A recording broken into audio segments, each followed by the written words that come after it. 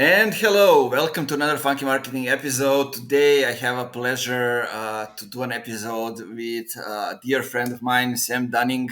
I've been a guest on his podcast. We've been going back and forth, organizing this episode. And today we're going to talk about crafting a website that converts, about simplifying SEO, and should we actually focus on SEO in B2B or not at all. But first, let's listen to that funky intro.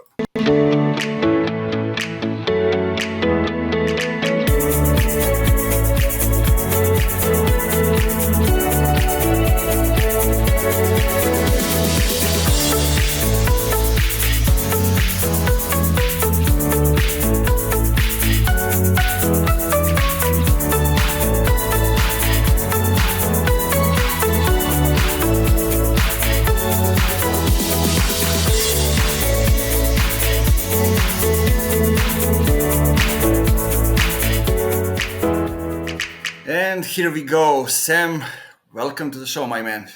Hey, Nemanja. Yeah, thanks for having me, dude. I love that intro. I was having a little dance there. Good little jingle. Yeah, Erin Balsa also told me, I don't know if it was her or Diane, but lots of people have told me that they're dancing to it, and then maybe I should keep them on the screen while the intro is going on. Good man. Good fun. So, what's up, man? Long time no here. What's new? What's old? How are you doing these days? All good, cheers. Yeah, just ramping up our company, webchoiceuk.com, ramping up the podcast, Business Growth Show, and messing around on LinkedIn in between designing and building websites and crafting out SEO strategies, really. That's a typical day-to-day in the life of Sem Dunning. Sounds good. So tell me, why is the two of us talking about building website that converts, SEO, and those kind of stuff? Tell us a little bit about your background. Yeah, sure. So we can take it wherever we want to go, really. I mean, in terms of kind of my background, I've been messing around with websites and SEO probably for a good 10, 11 years now. Working with kind of all sorts of businesses, really smaller kind of companies bridging up to enterprise level, and kind of started off really at this company just being a jack of all trades, really getting chucked in to do a bit of sales, getting chucked in to build some wireframes, getting chucked in to do some project management, and then kind of recently came on board, like I say recently, probably 2 or 3 years, as one of the co-owners, and have just really ramped up, really kind of polished my own marketing skills. And you'll know, Nemanja, from running a podcast, that you get to interview people that you want to learn from, steal their ideas, integrate your own ways of doing things. And yeah, one of the main things that we like to look at is actually crafting marketing strategies, namely design and build of websites and SEO that actually drives revenue. So we don't care about vanity. We don't care about pleasing CEOs or marketing execs. We want to actually do things that drive results, namely generate qualified inbound pipeline or generate revenue. So that's what I tend to talk about a lot on the podcast and on here, shows like this, and on LinkedIn. So yeah, keen to talk about websites or SEO, whatever way you want to take it. Yeah, let's go. So look, there is one thing that I'm not seeing many people talk about, and it's like the hyper growth company, the ones that are the most successful in that, didn't focus on building the new demand. They were creating products or services in the field where there is the existing demand. And when we look at it from that perspective, like having the website that tells a story and converts, and focusing on SEO, there are people looking for what you are selling. Yep. Like those two components of the business becomes more and more important. And there's a saying that SEO isn't important in B2B. I tend to agree, because like if you look at Chris Walker, if you look at others, we are all not saying that we are saying that we are not focusing on SEO, but distributing content is actually helping the SEO. We might not focus specifically on SEO, but we are doing it, just not saying it. What do you say about that? Completely disagree. So let's do it. Finally. Completely disagree. So I had Chris Walker on our show, Business Growth Show, a while back, and whilst I say there's two angles to this, Nemanja, so I'm all for definitely at least two. Yeah, at least. But I'm all for demand generation, right? I mean, we run the podcast, we do a lot of organic LinkedIn stuff, we do YouTube.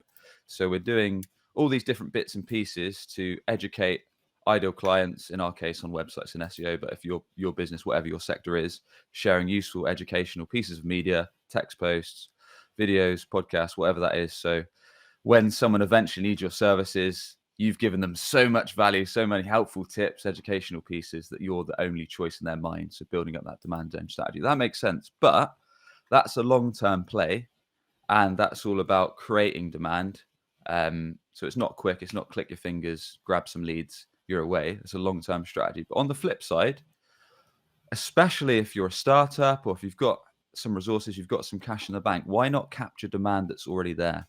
So this is for people that aren't necessarily going to know your company or know your brand. So with demand gen, people are going to know your business, of course, because you've been liaising with them on whatever channel they've been consuming your content. Whereas if we talk about search, let's say I am a B2B company, maybe I'm a B2B tech company. Maybe I need a new piece of CRM software. For some reason, I always talk about CRM, don't know why. But let's say I need a CRM software for a tech or fintech company. If I don't know a brand already, I'm probably going to go to Google search, right, and type in like best CRM for fintech or fintech CRM provider or something like that. And the chances are you're going to see a bunch of organic listings, and you're probably going to see a review site listing like G2 Crowd or something like that. And if you don't have a supplier of choice through following someone and doing the demand gen route, you're probably going to click either a Google ad or an organic search. So this is where SEO comes into play, or Google AdWords. So Google AdWords is a quick way to get to market, get in front of ideal clients, looking at what you do, or SEO likewise, getting you to page one of organic search so people are actually searching, need your help right here, right now. They'll click that. And on the basis that your website clearly shows what you do, how you can help, and is easy to get in touch, then you're going to generate some inbound leads. So I say, why not do both? Why not do demand gen, build up your reputation, get qualified inbound that way long term? And likewise, why not run Google Ads? Why not run SEO so you can capture existing demand? They might not know your brand, but it's your sales team's job to then nurture these leads properly, have good conversations with them, and show them that you are, if you are a good fit, the vendor to help them move it forward. Why not do both? There's not enough conversation now about running both. It seems, especially on LinkedIn, people are like, yeah, do demand gen, forget about SEO. No, I want to drive more revenue for my company. I'm going to do both. I totally agree. Uh, I just finished writing a strategy for a client that focuses on both, because I think, like, especially if you are, a startup starting going to the industry when there is an existing demand, you need to do Google Ads to kind of, get to more calls, get to more discussions with people, and get more people to buy. That people that are ready right now, they may not be the huge number, but if you don't, Google Ads on one hand, we also give you the chance to see how big is the existing demand as Exactly. well over there. But just one thing, like, SEO is not something that can get you results right away, because it's a long-term play. Correct. I mean, sure, if you, but I like to do it like combining with Google Ads and SEO. So writing an article which is focusing on the bottom of the funnel, and then, as you said, listings, or comparing your product or your services with the clients and pushing that through the Google Ads. That will do the work, because sometimes it can get also in the same position where your article will be in a couple of months if you do the SEO right away. Yeah. And SEO doesn't always need to be article driven, whilst Yeah, for information sure. pages can be kind of, like you say, really well ranked, and they can have a useful topic that shares insightful points and data statistics and maybe answers questions that prospects often come to you with. So when they search it on Google, they find you. But likewise, you can, for some searches, bottom of the funnel searches where people are directly needing help with a product, they might link through to your homepage. And then, like I say, if your website can Yeah, convert, there you're is on there to a is winner. one there is one thing before we move to the website, that I like to do as soon as I build the website Hmm. regarding SEO, those kind of stuff. See which local directories are relevant for my industry and subscribe to all of them. It gives you the instant boost in the search engines, and it makes you visible over there. And I don't think many people do that. And it's like the easiest way to get some boost in the search right away from the start. Well, yeah, you're right. That is a nice tip. I think a lot of businesses I've spoke to anyway, and that might just be from lack of understanding of SEO, which is absolutely fine because it's a complex beast. It's Yeah. not like one thing you can read an article and just understand SEO and get page one.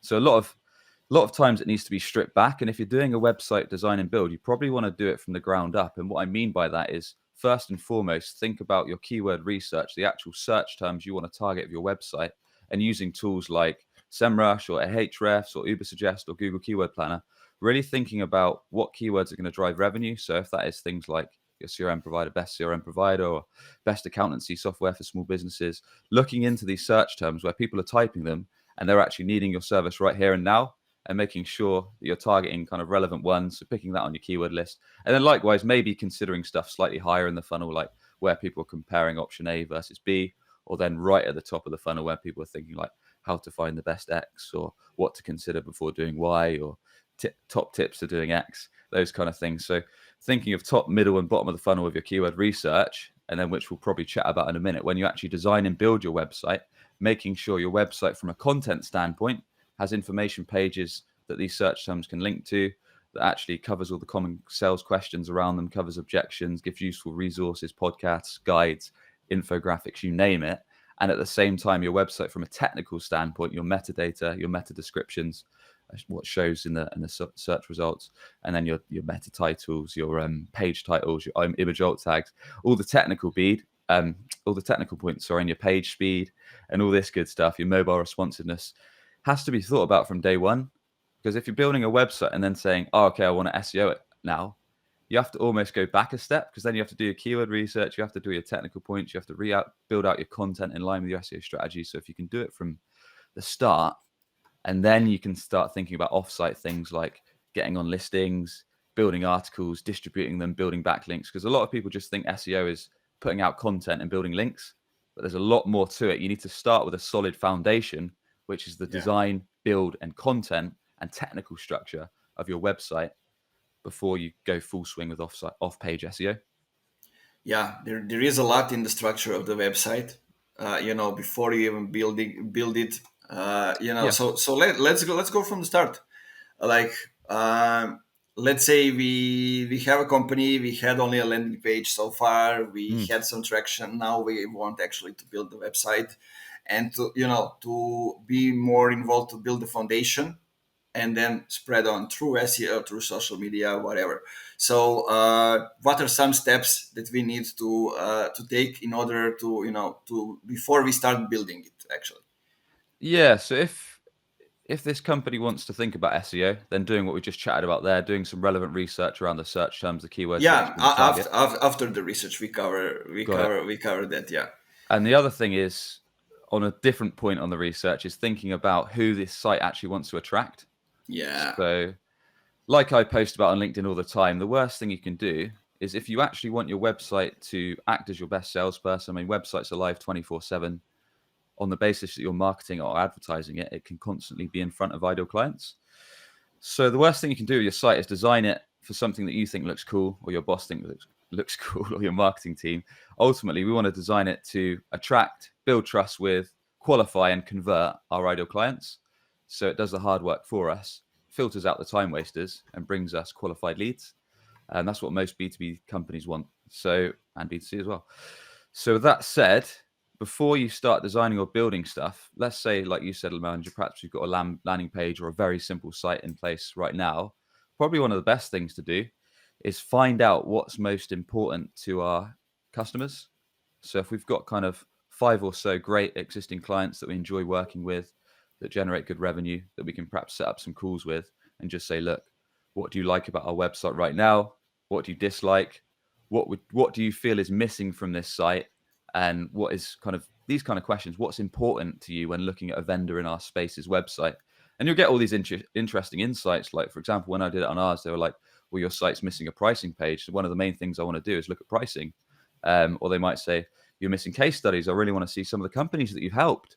Or your contact form's way too long. You're asking me for 20 fields. I just want to put my name, email, budget, and get in touch. So they'll give you all these golden nuggets, around what they care about, what they want to see on your site, what's most important to them, what they want to get out of a site like yours. So that's just a quick snapshot. So kind of interviewing your best current clients or current prospects to understand what they care about seeing on a vendor like yours website. And likewise with your messaging. And what you'll find is when you're talking to prospects that you've probably covered a bit in previous episodes in the Mandra, you'll understand the terminology, the actual language they use. So when, let's say we've done this research, the first thing, if someone clicks an ad, or if they click off social, or if they click your link on Google organic search, they're probably going to go to your homepage, see your your hero area or your banner area and your headline, right? So many B2B websites just have confusing headlines that talk about how great they are, that they recently got funding, that they're award winning, that they're cutting edge. Customers don't give a shit about this stuff. They want to know that you can either make their life better, make their business better, or solve the problem that they care about. So there's something that when you get to designing your homepage, a guy called Donald Miller coined something called the grunt test. And that is, could a Yeah, caveman that's land a on your great one. site? Yeah, could a caveman land on your site and grunt exactly what you do, how it helps them, and how to get in touch, all within a few seconds? If they can't do that, then you're missing out on leads, you're missing out on revenue. So having a headline that really clearly shows, like, for example, ours is "We build websites and SEO strategies that generate leads and sales," or a clear strap line that shows what you do or the problem you solve or how you help, and then a clear call to action like request a consultation, book a strategy call, so someone can quickly take that next step if they want to, because a lot of people will, if they've clicked your ad or if they've come from search, they want to be able to quickly take that next step. So yeah, that's something to unpack before we go into a few more. Yeah, and that actually hero part of the website tends to be one of the most important things, because you want your. Let's maybe get into a couple of things that people do from here. For example, as you mentioned, lots of them put something like uh, you know the most innovative and user friendly platform out there, Yep. or I don't know, and like, look, all of them know what customers want to get. So usually description is much better fit for the headline. That's something that I often see, and it's like, I don't know, with us, you save at least 51.3% in cost, increase, I don't know, customer satisfaction, those kind of stuff. That's something that they want to see when they enter the page. Not that you are the most innovative and user friendly platform, those kind of stuff. And also, like, what I see lots of times, because companies usually use the templates of the website that are Yep. designed to look beautiful, not to convert. So Yep. like the CTA goes below when you below your screen, so Yep. you don't see it right away, and you get the extra nice hero. You get the description, but then you don't see the CTA, and you need to scroll to click, and Yeah. that's the deal breaker sometimes. Well, that's it. I mean, most of the time, if you're running ads or if you're doing SEO or if you're doing different digital marketing campaigns, the chances are a lot of the time, if you're looking at the bottom of the funnel, if you're looking to capture demand rather than going on a demand gen strategy, people are probably comparing 2 to 3 vendors, right? So they just want to flick Hmm. on your website quickly, maybe look at your homepage, look at your services, look at your pricing, and get in touch. So if it's difficult for people to understand what you do, how you can help them, and then take that action, book that strategy call, they're just going to flick to a different website, a competitor that gives them a better experience. So, yeah, really, really important. Make it as simple as possible. If you're not sure about the language that your customers use, then just go for clarity. You can't go too wrong. If you keep it nice and simple, this is what we do, this is how it helps people. Here's how to get in touch. You won't go too far wrong, and then you could adapt on that strategy. So, with that said, making sure this will help SEO too. Making sure your website loads really fast is really, really important. So I talk about this all the time. Speed is a killer of websites. So if your website takes 3, 4, 5 seconds to load, any longer than that, you're going to be missing customers. So ideally, you want it kind of 1 second or close to that as you can. And you can use a tool called Google Page Speed Insights. Literally copy and paste your link, and it will tell you your page speed on mobile and PC, and it will give you some tips to speed it up. But yeah, if your website loads slowly, people will get frustrated. Your bounce rate will be high, and then people are again just going to head to a competitor because you've really annoyed them, and it's probably harmed your brand reputation as well. So it's something that you may not even know. So if you check this page speed now, it's like 5 seconds or more, then you might be wasting money. You might be throwing ad budget down the drain. So that's something you want to check straight away. And then, yeah. looking at your messaging on your homepage. Also thinking about mobile view, but yeah, we can chat about that in a sec. So one thing I think we can get into is we talked about the structure of the website, and there is important that in 3 clicks, at least not at least, but in most 3 clicks they get to the CTA and to the point when they want to go on the website. So it means navigation to the website, how they slide from page to page, needs to be things before they build the website. So let's talk a little bit about the importance of that. In terms of navigation and CTAs? Yeah, because I think looking at especially now the SaaS websites and tech dev companies websites, like you get lost in the website. You get lost and you cannot go back easily. And it means like you Yeah. are just digging your hole and covering yourself up. You know. Yeah. Yeah. So I often say your website can quite literally be your very best, or it can be your very worst salesperson, depending on how it's designed, how the content is, how it's structured, and all this good stuff. Because like I was saying earlier, because if you do it right, it can clearly show what you do, how you help, but it can also give a clear idea. It can build trust with people. If we utilize social proof, we can chat about in a minute. It can qualify people through pricing pages, and then it can convert them, guiding them to book that next step, whether that's a call. But yeah, talking about navigation, I mean, I guess there's a few things to consider on mobile view and your desktop view. So most B2B SaaS company websites, for example, you have a top menu nav that's probably sticky. So what I mean by sticky is the menu sticks to the top of the page. When you scroll down, it stays fixed to the top on your PC or mobile. And then usually in the top right corner, you've got some kind of call to action. Book your strategy call, book your tailored demo, book your free assessment. And then usually that call to action in the top right corner is fixed. And it's usually like an orange button or something like that that stands out on the website. So it's very, very clear. And then typically that is in your banner area and your hero area. And likewise, the call to action is probably placed kind of spread it out through information pages. So as you scroll down, it's really easy to click that main CTA and then book your call or whatever that next step is. Quick one on call to action. Sometimes people aren't sure what to call their call to action, or sometimes people have loads of different call to actions, like throughout their site. It's like Yeah, learn when more, they are book, not book sure, a let's quote, put book a let's put two strategy. or three more, right? Yeah, and it's kind of confusing. So I'd usually recommend to go clear and just have the one or two CTAs throughout and just make them descriptive. So if you're not sure what to call it, just explain in the CTA exactly what someone gets. So if that is book your 30-minute strategy call or book your tailored consultation, and then just deliver on it. Send them to the Calendly link or send them to your inquiry form and help them easily make the next step. A question here to increase trust and increase the number of people that have actually clicked the CTA. What are some things that you recommend people to do? In terms of design of how they structure things. Yeah. So you want to think about social proof. So think about your own buying journey, for example. So if you're going on a website and you're looking for a product, if you've not heard of the brand before and you find them on search or you find them elsewhere, you might be a little skeptical. So you probably want to look at things like client reviews. So whether that's like some kind of review slider, maybe you want to look at accreditation. So if you're like G2 rated or Clutch rated, maybe looking at to weave those into the design somehow. Or if you can get client testimonial videos, that's even more awesome. So for an example, like if someone clicks your CTA to book a call, and then on your book a call or your contact page, you might have an inquiry form on one side, and then left of that, you might have a testimonial from a client video. That's a And great that one. yeah, literally. And that's like a 1 minute snappy video. And it says, this is the problem I came to them with. This is why I chose the company.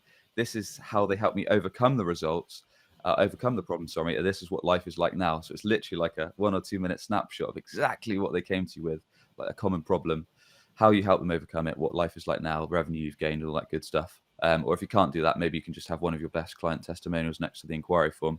And just all these little things, as people are flicking through your site, seeing reviews, seeing videos, seeing accreditations, just layer up trust. And then one of them might be the tipping point that kind of think, yeah, I'm ready to speak to sales now. So let's book that call. So those kind of things help with the trust building process. Yeah, and I think like if we look at the structure of the let's say homepage of the website or any landing page, you need to communicate and know what are the biggest obstacles for the clients or the customers that you are reaching out, and what is the biggest the biggest obstacle, you put it in the upper place on the page. For example, I don't know if it's a trust, then you put a video or testimonial, written one with a photo, with a video, whatever it is, higher up in the website. So you create the trust right away when they come to the website. Also, like what I think works really well, I like to do it um, to put the logos of the client right Yep. under the CTA, because when they come to the CTA, they can see the logos. Yeah. So visually, it increases trust in a way. Yeah, yeah, like clients we work with and that kind of stuff, like you say, with trusted logos and things like that. Yeah, it can Yeah, help. and also depending on what you are selling, also some things that you also mentioned, like from relevant websites. If you are, I don't know, a development company and you have been awarded, so you can put those award certificates, whatever it is, whatever increases trust, right below the CTA. Sure. Yeah, why not? I mean, test things out as well. Because if you're running ads to your site and if you're spending money on advertising or marketing, then you can test what works. For example, you can tweak your main call to action. So might right now your call to action might be contact us, and then maybe try tweaking it on maybe one of your landing pages or across your main site to book your strategy call. And then you might see a 2% increase in click throughs. You might not, but test it out and then see what works. I mean, that's the great thing about your website. You can constantly tweak things using tools like analytics and Hotjar, a heat mapping tool and survey tool. You can get really useful insights, and it's a living thing, right? So there's always small tweaks that you can do to copy, to social proof, these bits and Yeah, pieces and to help improve like conversion rates. I think lots of times I see people that have an idea, have a feeling that it will work, but they listen to too many people. And then when it comes to the website, when they build it, it Mm, becomes vanilla in a way because they listen to all those people, not to offend this one, not to. yeah. And he says it's not good to have that many text on the website. The other says, we need to do this. The other says we need to do that. So, I have an example of when we did the first Funky Marketing website. Yep. The only thing that I wanted to do is to write all the things that I wanted to do so people can read on a website. That the website basically becomes the big article. And the guy I was working with, he was like, "No, like look at the e-commerce, look at all the stuff. People don't want to read. The emails are becoming shorter." And then I say, "Okay, let's try it out." I installed the Hotjar and look at what people are doing, and they were literally going line by line with a mouse, and like reading, like you are doing with a book. And I said, "Aha, there it goes. People are actually reading." So like the bounce rate was going low, and the time people spend on the website was going up. And I couldn't know that if I went with something else. But lots of people don't have that chance. That's why it's good to test things out and not be afraid to change things when you see something that isn't working. Like I recently worked with a company and they said like the website is shit. Basically, they are the company that are connecting hardware and software, and it's Elementor, but it's like basically a template. Yep. And the pages are actually not the pages; they are the posts that are merged to kind of look like pages. And I Right. was like, Okay. well, I don't want to touch this; it will break down if I change anything. So I told them what it is, and they said, "Oh, okay, I see that, and I agree, but it will look unprofessional if we do the second website in a year, Mm, right? But it doesn't look unprofessional when they have the not functional website." yeah. It's a funny thing, right? I mean, with that said, a lot of companies will almost fall off their chair, especially B2B tech companies and SaaS companies, when you say, look, they might say, look, we want a 50-page site. It needs to do X, Y, and Z. It needs to generate leads for these kind of ideal clients. Start asking them about the average order values, and they're saying, like, yeah, our ACV, annual kind of order value is 50K plus. We're like, Hmm. fine. So we talk about the site. We say, well, it's going to be kind of 10K plus, depending on kind of which way you want to take it. And then they're like, why is the website so expensive? I said, well, you've just told me that your average order value is 50 grand plus. The website is a very small investment considering you want to kind of generate these high quality, high value order clients. And it needs to really attract with them. It needs to build their trust. It needs to qualify them and then send leads to your sales team. So it's thinking about your site not just as a one-off thing, but the fact that a lot of your marketing is actually going to go to this site. So if it doesn't do a good job, a lot of those visitors are just going to go down the drain, and your competitors are going to start stealing and enjoying your customers. So yeah, thinking about it as a long-term investment. And like you say, there's nothing wrong with doing a template site. So if you're a startup, bootstrapped, you might not have many funds.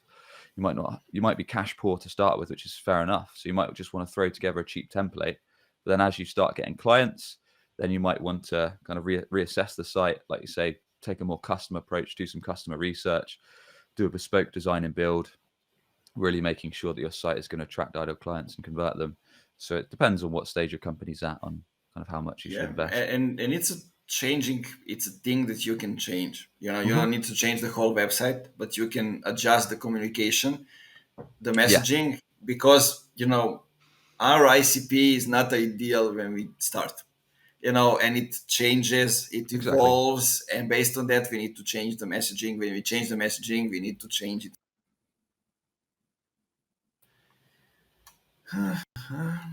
Okay, seems like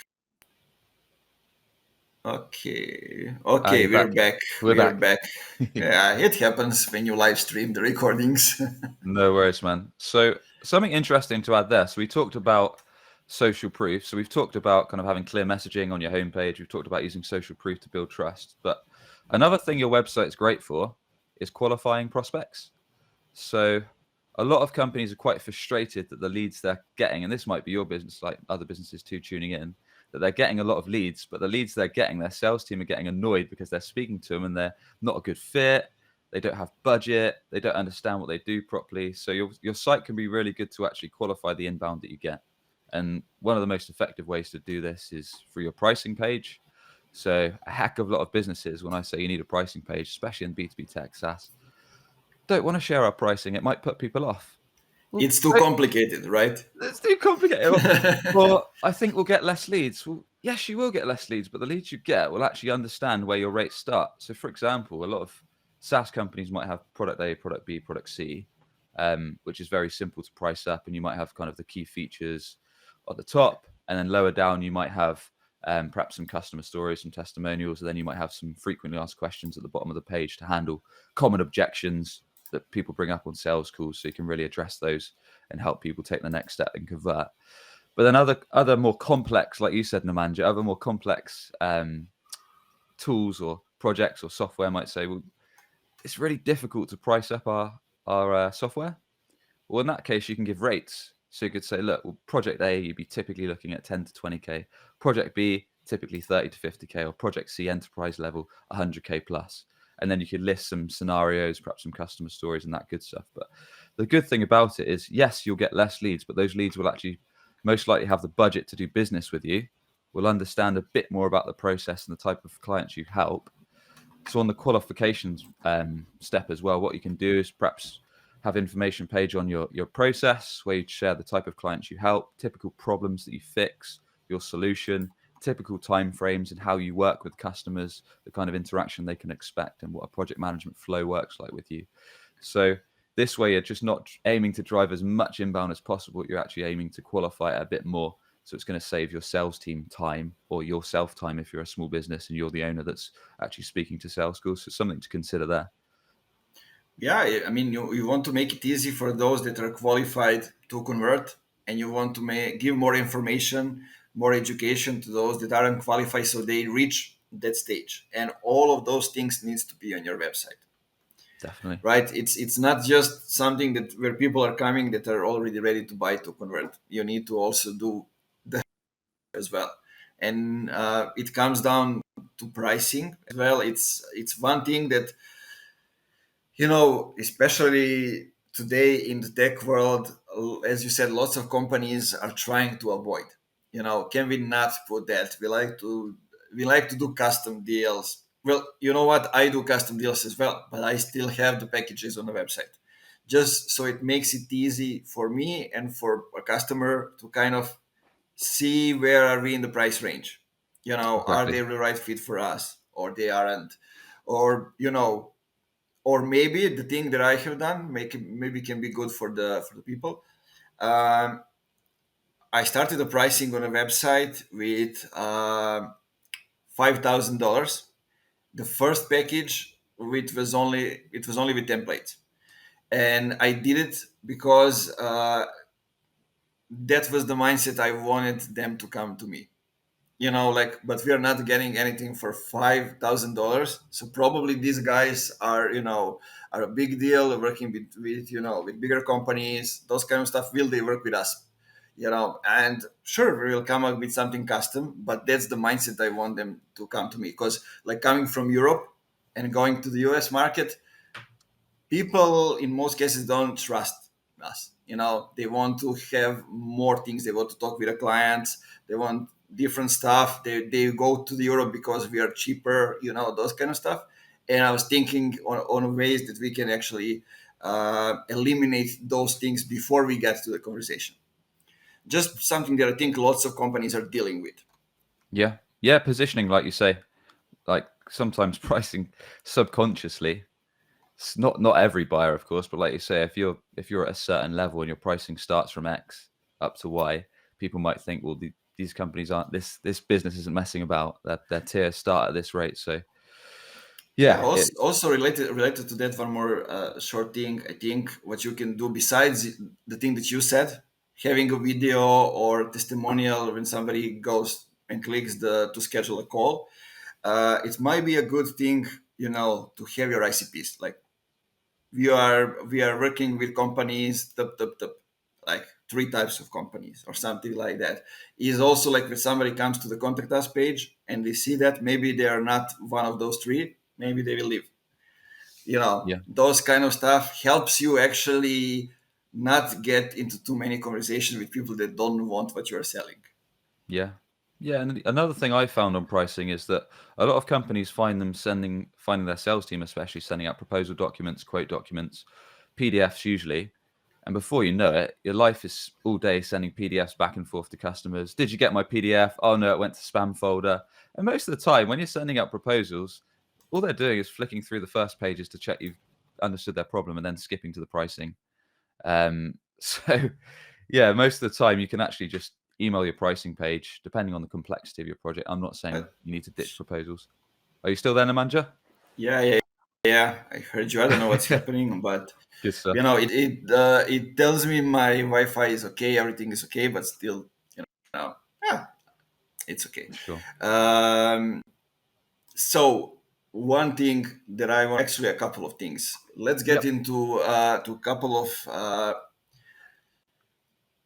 things that people can do to become relevant in the search as a company when they implemented all those little stuff that we tell them related to the website. What are some things that they can do to be visible in the search? Sure, one thing is avoid the waiting and those stuff. Activate Google Ads and be present for the first day, just so you can kind of cover the gap while the SEO starts working. But what are Yep. some things that we need to do so it actually starts working? Yeah, sure. So one thing that I was going to mention anyway is also, as well as thinking of your site as a piece to attract and build trust with and qualify and convert ideal clients, also to educate prospects. So if people find you perhaps from social or from a podcast, or maybe they find you on search for a higher up the sales funnel search query or something like that, having a piece of content on your site that actually educate buyers on your sector. So perhaps you've got a resources or a knowledge hub, and then maybe that has things like useful blog articles, maybe it has things like podcasts, maybe it has guides, maybe it has videos and other breakdowns and resources. So then you can start building like a hub of content, and you can also gear that around SEO. So as well as having information pages for your main service and your products and your locations that you serve, but also putting out, like you say, useful articles that are perhaps answering common questions that buyers come to you with, that are maybe linked to some of your higher up the sales funnel search queries. So, for example, what to consider before doing a demand gen strategy might be a B2B one, or what to consider before investing in SaaS accountancy software, those kind of things, answer kind of early stage sales questions that you might get. And just by creating really useful, detailed, informative, helpful content, that alone sometimes can rank on search engines. And also, if you're a more local business or more niche business and you only have a small amount of competition, or you only serve a small geographic area, just by doing solid on-site SEO, having information pages for your main services, having useful articles, doing good technical SEO, making sure your website loads fast, is easy to navigate, making sure your metadata, your page titles, image alt tags is all on point. Sometimes that's enough to get ranked. If you follow the basics right and do it in line with the keyword research, sometimes you can get ranked. But Yeah, if you maybe also like the Google My Business stuff. Google My Business for sure for Yeah, local, usually people forget about that, but I think like especially on a local level, that's very important. I mean, depending on what's your business about, but if you're going local, for sure. definitely good ad for local SEO, definitely. But with that said, so that's all good if you're a small niche industry, only cover certain areas, you might start ranking. But if you are a larger company, perhaps you serve globally, perhaps you're in quite a competitive space, then the chances are you're going to need to do all that on-page stuff, but you're also going to need to off-page, off-site SEO, which is where things like you touched on, Nemanja, looking at kind of directory listings that you can get on, where you can submit your website, put a description about what you offer, and put a link back to your site on. But then you're probably going to want to go down the quality link building route. So start creating kind of really detailed, informative articles on some of the more bottom of the funnel searches that you're targeting, where people are actually having buy intent, i.e., service type provider or best X provider or whatever that may be, and then looking to get those articles onto these what we call high domain authority sites or article submission sites with a backlink back to your site, which over time builds up your domain authority and helps push your organic rankings up in the Google search results. So that's one of the trickier parts, actually being able to get on these higher domain authority sites. So some businesses that perhaps don't have the budget, then a starting point that you can consider is putting out articles and distributing them on perhaps free sites. So whether that's WordPress blogs, whether that's Medium, whether that's like Blogger, there's a lot of kind of article submission sites there that are free and accessible where you can still put articles out. You can write good content and you can put a link back to your site. But then when you're getting to kind of higher level, you might want to look at kind of more premium sites that are industry relevant to what you offer when you're going to be putting out detailed pieces. So, couple of questions. Do you think that today podcasts are like the modern way to build links? It can be. I mean, it's for example, you've probably seen the same, the manager, actually, with your funky marketing site. So with my podcast site, businessgrowth.marketing, I haven't really done any SEO, but I've been invited on quite a few podcasts. And just through the podcast that I was invited on, because they put an article for most of them and then put a link back to the site, that's slowly given us a ranking without really bothering on SEO for that podcast site because we focus on most on web choice. So yeah, they definitely are, and especially if it's like quite a reputable site that's been around for a few years. It's got quite a established ranking on a Google, and if they create an article page for you and you build a podcast strategy, that's actually a good free way to get yourself out and about. But then there's other ideas like perhaps collaborating on a blog article together. So maybe you find an industry relevant partner or a distribution partner, maybe someone that can add value to your service or that you can add value to theirs. And then you can contact their site admin or their marketing team and just say, look, I've got a really cool idea for this article. Would you be up for collaborating on it? And then getting a backlink. So there's a lot of creative ways that you can think about, whether that's podcasts, collaborating on articles, teaming up for a video, and then building information page on their site and your site, and then linking back to each other in return for kind of a quality backlink. Yeah, exactly. And I mean, while I was doing SEO as well, like at the beginning of my career, there is one thing because we had local clients based in Canada, automotive industry, so car repair shop, auto repair, those kind of stuff. And thinking of how we should actually build links on a local market. You know, it's like building relationships. Like, who are the people that you want to be connected with, to be linked with? You don't want some bad domains, bad websites, spammy ones. On a local level, you don't want to be connected with somebody that the whole city hates. For example, like it can be people from different industry, from different niches, but they need to be relevant. They need to be relevant for the community. They need to be relevant for Google as well. And you want to have links towards them. Yeah, and that's it. And they've got to be safe as well. Like you don't want to link from Safe, dodgy yes. sites, and you don't want to hop onto Fiverr.com, download or buy 1,000 backlinks for £5 or £10, because whilst it might give you a short-term boost, long term, if Google catches wind of it, if Google finds out, you could get penalized, or your site can even get blacklisted. So you've just got to be careful on some of the strategies you do when it comes to off-page SEO. Yeah, I wanted to ask you, do you have any advice? Because we are seeing that YouTube is becoming the relevant thing in the Google search engines, and most of the times, if you now Google something, you come up with relevant link from YouTube as well. So I think LinkedIn is good for branding, Yep. but it's like the whole structure of the YouTube SEO is a little bit different than Google, but still very relevant. Yeah. I don't claim to be a YouTube SEO expert, so my knowledge on that side of things is fairly limited. But It's I okay. We will combine. but what I would say is I've started doing this a little bit on my podcast just as a test. So I've started some of the, because what we tend to do is do one guest episode a week and then one solo episode a week. And then what I do with the solo episode is I tend to now just bring up common questions that I get on sales calls and then just do like a short 5 to 10 minute video on those. Nice. So then they're searchable in Google. So if someone types it, the video might come up, or someone types it on Google, it might come up. But then I can also point prospects to it.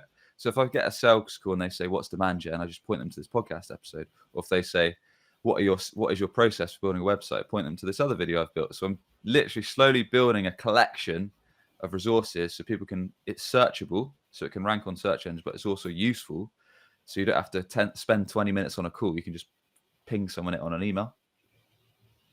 Love it. Love it. I had um, here on the call Mike Vinette, who is now banned Yeah, from LinkedIn, he's but back. He's back now. yeah. But it's kind of he told me. I asked him, like, where do you get business now when you are not on LinkedIn? He said from YouTube. I got all the thing Yeah, from man. two links on YouTube, and all the business comes from those two links. And we are renovating our YouTube channel, and actually for the first time investing in it, because like I said, we have more than 400 videos and we are getting shit from YouTube. Let's try to fix it. And what I found out is that the way you name your articles, your videos, needs to be a lot different than it is on Google. Sure, you need to have the keywords and those kind of stuff in the headline, inside the first paragraph of the description, in tags, hashtags, everything. But still, it needs to be a clickbaitish, because you want to lure people to actually click on that thing, and if Yeah. they click, then YouTube rolls out and starts doing its thing. Yeah, that's kind of where I got the idea actually, because Mike, like you said, he mentioned that he got a lot of business from YouTube, and he said, "Look, think about searchable content." So it kind of makes sense, right? Creating content that's going to answer questions that you get most days on sales calls, so then you can point people to it. It makes your life easier. But then if it's searchable at the same time, you can generate inbound leads from it. It's kind of a no-brainer, and then you can repurpose them like we do into podcasts and all that good stuff. Maybe make a blog article of it. So it's really useful evergreen SEO content. Exactly. I don't know if you guys are doing that. We were doing that from the start, but now I don't know why we are not doing it. But when we record an episode of the podcast, post it on YouTube, post it on on all the audio platforms, Yep. and then embed the links into the website page, into the article, however do you call it, and basically share that link where you have the links to the YouTube, to the audio platforms, maybe some outlines or a couple of things from the episode, main points. Share that, and that will do the work for the SEO from another perspective. Yeah, I've not tried it that much, to be fair. Podcast and YouTube promotion is, if you crack YouTube, Manager, let me know, because we get fairly decent downloads on the audio podcast, but YouTube is one I struggle with, so I'm really trying to up my Same YouTube here. game. I have the guy who gave me the feedback, and now I want to see what will happen, and then I'll call him to the podcast to share things, Yeah, right? would be good. Would be good.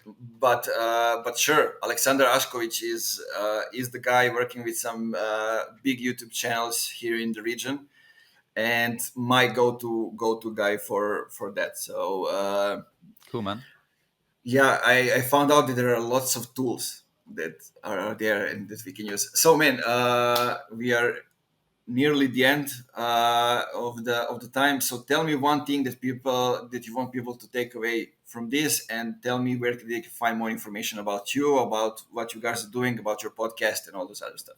Yeah, appreciate it, man. So I guess the one takeaway is to actually design your website, I guess, instead of just thinking of it as a basic tool, but if you actually want your site to generate business, to, like we talked about, qualify, build trust with, educate, and convert idle clients, think about designing it for them. So start having more conversations with idle customers, existing customers, prospects, understanding what they really care about. So the common problems they come to you with, what they actually want to see on a vendor like your site, and then doing that, building your copy, building your pages around that, thinking about the SEO points, thinking about the conversion points, the best practices we've chatted about, and thinking about it as an investment rather than just an expense, thinking about it as an investment that can improve over time. It can rank on Google, it can generate inbound, and it can really help your business when it's done right. So that's probably my parting gift.